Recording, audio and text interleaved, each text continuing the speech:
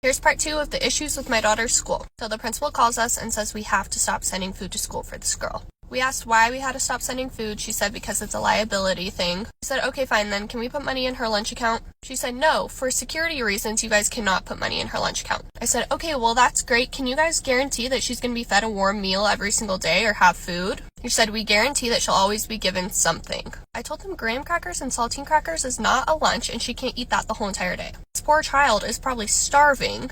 She said, again, we promise we will give her something. And then said, have a day, and hung up. Not a good day, just have a day. The counselor calls me after this. She says, hey, your daughter came down to the office today and she was pretty upset with me. She said she told me that she no longer has trust for me and she didn't like the kind of questions that I was asking her. Those questions being, why did you tell your parents about another kid's business? The counselor was like, I feel like your child doesn't trust me anymore, which I might have broken her trust. I said, you absolutely did break her trust and I don't blame her for saying those things to you. The counselor said, well, clearly you and her father and stepmom don't trust us either. And I said, absolutely no, we do not trust what you guys are doing. She asked why I don't trust her. So I laid out all my concerns for her, everything that's happening to this child, everything that happened to my child earlier in the year. And she said, right, I can definitely see where you're coming from. I'm sure a lot of people would be frustrated too.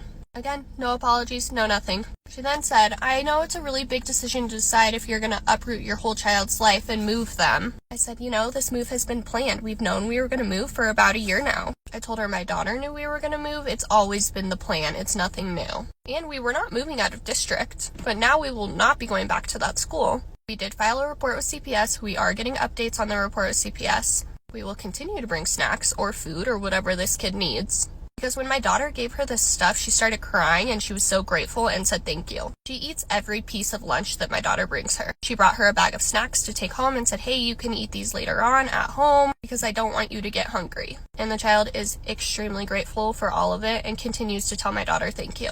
So if I can save a child and protect a child, I absolutely will.